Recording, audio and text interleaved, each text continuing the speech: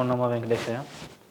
తులా లగ్నం, తులారాశి యొక్క తులా లగ్నానికి లగ్న అష్టమాధిపతి అయినటువంటి ఈ యొక్క శుక్ర భగవానుడు ఈ యొక్క 4వ ఇంట్లో ఉండడం వల్ల సుఖ సంతోష అభివృద్ధి మరియు ఆనంద ప్రాప్తి, అలాగే భూములు, స్థిరాస్తులు వాటి యొక్క విలువ పెరగడం, అలాగే వృత్తి స్థానాన్ని శుక్రుడు చూడడం వల్ల వృత్తిపరంగా ప్రమోషన్లు, ఇంక్రిమెంట్లు ఇట్లాంటివి తొందరగా లభించే అవకాశం ఉంటుంది.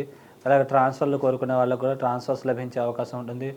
అలాగే విదేశీ ప్రయత్నాలు చేసే వాళ్ళకు కూడా తొందరగా విదేశీ యానం లభించే అవకాశం ఉంటుంది. వీసా పాస్పోర్ట్ కోసం ట్రై చేసే వాళ్ళకు కూడా తొందరగా వీసా పాస్పోర్ట్ ఇట్లాంటివి తొందరగా మంజూరయ్యే అవకాశం ఉంది. కాబట్టి ఈ సమయాన్ని మీరు సద్వినియోగం చేసుకుని మీరు ఏదైతే అనుకున్నారో అది తొందరగా సాధించుకోగలరు.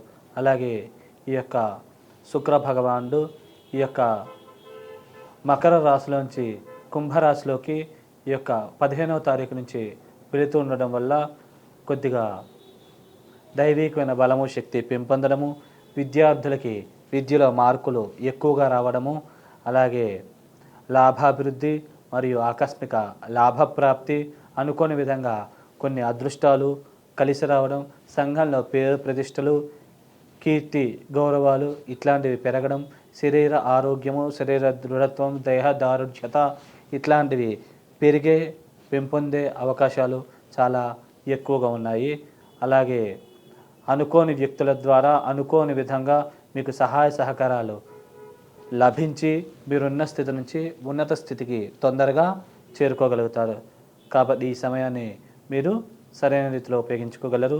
అలాగే ఈ లగ్నానికి ద్వితీయ సప్తమాధిపతి అయినటువంటి అంగారకుడు 4వ ఇంట్లో ఉండడం వల్ల అప్పుడప్పుడు కుజదశలు, అంతర్దశలు నడిచినట్లయితే సుఖ సంతోషాలు దెబ్బతినడం మరియు వాహన గండాలకి గురవడం, వృత్తిపరంగా టెన్షన్లు, ఇబ్బందులు ఇట్లాంటివి అధికంగా తలెత్తే అవకాశం ఉంటుంది.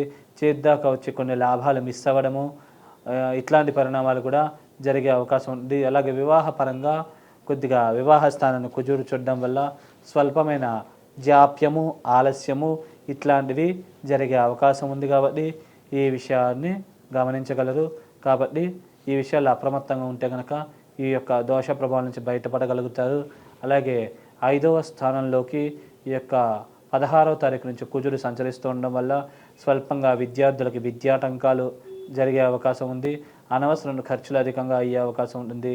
అలాగే కొన్ని చేతిదాకా వచ్చి కొన్ని లాభాలు అలాంటివి మిస్ అయ్యే అవకాశం ఉంటుంది. అలాగే కొన్ని విషయాల్లో మంచి చేసినా కానీ చెడు అవ్వడం, అవమానాలు పాలవడం ఇట్లాంటి సమస్యలు తలెత్తే అవకాశం ఉంది. కాబట్టి ఈ విషయాల్లో కొద్దిగా జాగ్రత్తగా అప్రమత్తంగా వ్యవహరించినట్లయితే కనుక ఈ యొక్క దోష ప్రభావం నుంచి మీరు బయటపడగలుగుతారు. ఆ దైవికమైన బలము, సద్గురువుల యొక్క సాంగత్యము, అలాగే మీకు ఎవరైతే వెల్విషర్స్ ఉన్నారో వారి యొక్క సూచనలు, సలహాలు తీసుకుని అవి పాటించడం ద్వారా ఈ యొక్క దోష ప్రభావం నుంచి కూడా బయటపడగలుగుతారు. అలాగే ఈ యొక్క లగ్నానికి చతుర్థ పంచమాధిపతి రాజయోగ కారకుడైనటువంటి శనీశ్వరుడు పంచమ స్థానంలోనే ఉండడం వల్ల విద్యార్థులు విద్యలో మార్కులు అధికంగా సాధించగలుగుతారు. అలాగే లాభాభివృద్ధి, కుటుంబాభివృద్ధి, కుటుంబాల్లో వ్యక్తుల సహాయ సహకారాలు అధికంగా లభించడం, కుటుంబంలో వ్యక్తులు మిమ్మల్ని బాగా అర్థం చేసుకుని మీరు ఏదైతే అనుకున్నారో అది చేయడానికి తగ్గ సహాయ సహకారాలు అందించడం లాంటి శుభ పరిణామాలు అధికంగా జరిగే అవకాశం ఉంటుంది. శనిదశలు, అంతర్దశలు నడిచినట్లయితే వివాహం పరంగా వరుడైతే అనుకూలమైనటువంటి వధువు అయితే అనుకూలమైన వరుడు ఇట్లా లభించే అవకాశం ఉంది. కాబట్టి ఈ యొక్క సమయాన్ని సరైన రీతిలో ఉపయోగించుకోవడం వల్ల మీరు పరిపూర్ణమైన ప్రయోజనాలు ఈ సమయంలో మీరు పొందగలుగుతారు.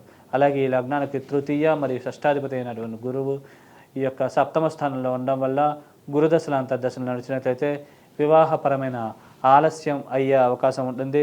అలాగే ఈ యొక్క లాభస్థానాన్ని గురువు చూడడం వల్ల కొన్ని లాభాలు చేద్దాకా వచ్చి మిస్ అవ్వడం, అలాగే స్టామినా, ఇమ్యూనిటీ దెబ్బతినడం లగ్నాన్ని గురువు చూడడం వల్ల, అలాగే మాట తీరులో తడబడడం, సభల్లో ప్రసంగించేటప్పుడు కూడా కొన్ని మర్చిపోవడం ఇట్లాంటి పరిణామాలు జరిగే అవకాశం ఉంది. స్వల్పంగా సోదరి వర్గీయులతో కూడా స్వల్పమైనటువంటి వైరాలు తలెత్తే అవకాశం ఉంది. కాబట్టి ఈ విషయాల్లో అప్రమత్తంగా జాగ్రత్తగా వ్యవహరించగలరు. అలాగే ఈ యొక్క లగ్నానికి భాగ్య మరియు వ్యయాధిపతి అయినటువంటి బుధ భగవానుడు ఎక్కడ ఉంటే అక్కడి నుంచి శుభకరమైనటువంటి ఫలితాలను ఇచ్చే అవకాశం ఉంది. అలాగే ఈ యొక్క బుధుడు కుంభరాశిలో ఉండడం వల్ల విద్యాభివృద్ధి మరియు విదేశీ ప్రయత్నాలు చేసే వాళ్ళకి తొందరగా వీసా పాస్పోర్ట్ మంజూరయ్యే అవకాశం అధికంగా ఉన్నది. అలాగే భాగ్యాభివృద్ధి, నిల్వధనం పెంపొందడం లాంటి శుభ పరిణామాలు కూడా అధికంగా జరిగే అవకాశం ఉంది. అలాగే ఈ యొక్క పరిణామాలు ఈ యొక్క 8వ తారీఖు నుంచి ఈ ప్రభావం ఇంకా ఎక్కువగా ఉండే అవకాశం ఉంటుంది. అలాగే లోన్లు 8వ తారీఖు నుంచి తొందరగా మంజూరయ్యే అవకాశం ఉంటుంది. అలాగే శత్రురోగ రుణాది పీడలు కూడా బాగా తక్కువగా ఉంటాయి. అలాగే ఈ యొక్క బుధుడు కూడా 26వ తారీఖు నుంచి మేషరాశిలోకి వస్తుండడం వల్ల కొద్దిగా వివాహ ప్రయత్నాలు చేసే వాళ్ళకి 26వ తారీఖు నుంచి వివాహపరంగా మంచి వరుడైతే వధువు, వధువైతే వరుడు లభించే అవకాశాలు ఉంటాయి. స్టామినా, ఇమ్యూనిటీ పెంపొందుతుంది. అన్ని పరాలుగా కూడా యోగించి లాభించే శుభ పరిణామాలనే కలుగజేసే అవకాశం ఉంటుంది. అలాగే ఈ లగ్నానికి లాభాధిపతి అయినటువంటి సూర్యుడు ఈ యొక్క ఎక్కడ ఉంటే అక్కడి నుంచి వ్యతిరేకమైన ఫలితాలని ఇచ్చే అవకాశం ఉంటుంది. ముఖ్యంగా కుంభరాశిలో సూర్యుడు ఉండడం వల్ల కొద్దిగా విద్యలో విద్యార్థులకు స్వల్పంగా మెరిట్ తగ్గడము, చేద్దాకా వచ్చి కొన్ని లాభాలు మిస్ అవ్వడము, మరియు ఈ గవర్నమెంట్ ఉద్యోగాల కోసం ట్రై చేసే వాళ్ళకి స్వల్పమైన తాత్సారం జరిగే అవకాశం ఉంది కాబట్టి ఈ విషయాన్ని గమనించగలరు. అలాగే ఈ యొక్క 15వ తారీఖు నుంచి మీనరాశిలోకి రవి వెళ్తుండడం వల్ల కొద్దిగా శత్రురోగ రుణాది పీడలు, అనవసరమైన ఖర్చులు, దానివల్ల ధన నష్టం ఇట్లాంటివి జరిగే అవకాశం ఉంది కాబట్టి ఈ విషయాన్ని గమనించగలరు. అలాగే దశమాధిపతి అయిన చంద్రుడు ఈ యొక్క లగ్నానికి శుభుడు, యోగకారకుడు కాబట్టి ఎక్కడ ఉంటే అక్కడ నుంచి శుభ ఫలితాలని, అనుకూలమైన పరిణామాలనే ఇచ్చే అవకాశం ఉంటుంది. ముఖ్యంగా చంద్రదశలు, అంతర్దశలు నడిచినట్లయితే కనుక వృత్తిపరంగా ప్రమోషన్లు, ఇంక్రిమెంట్లు ఇట్లాంటివి బాగా లభించే అవకాశం ఉంది. విదేశీ యానం కోసం ట్రై చేసే వాళ్ళకి చంద్రుడు విదేశీ కారకుడు కాబట్టి ఈ యొక్క తొందరగా విదేశాలు వెళ్ళే అవకాశం ఉంటుంది. ముఖ్యంగా చంద్రబుధులు విదేశ స్థానాధిపతి బుధుడు అవ్వడం, ఈ లగ్నానికి శుభుడే అవ్వడం, విదేశకారక గ్రహం చంద్రుడు అవ్వడం, దానివల్ల చంద్రబుధులు కనుక ఇద్దరు కనుక వ్యక్తిగత జాతకంలో కలిసి ఉంటే కనుక ఈ ప్రభావాలు ఇంకా ఎక్కువగా జరిగే అవకాశం ఉన్నది.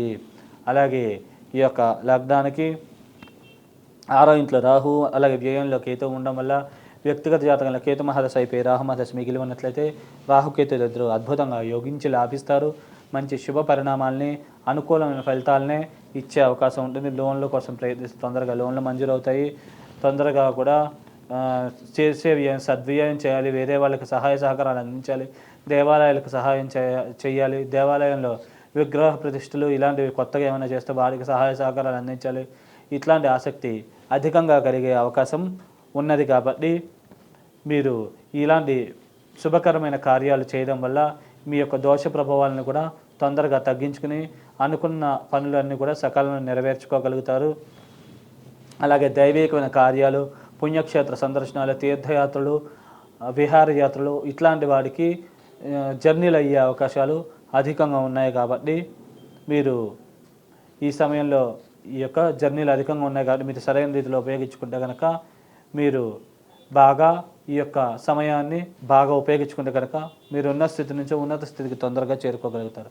అలాగే ఈ యొక్క లగ్నానికి రాహువేమో 6వ ఇంట్లో, కేతువేమో 12వ ఇంట్లో ఉండడం వల్ల వ్యక్తిగత జాతకంలో కనుక ముందుగా కేతు మహాదశ అయిపోయి రాహు మహాదశ మిగిలి ఉన్నట్లయితే కనుక రాహుకేతులు ఇద్దరు కూడా అద్భుతంగా యోగించి లాభిస్తారు. శుభ పరిణామాలనే కలగజేస్తారు. తొందరగా లోన్లు మంజూరు అవుతాయి.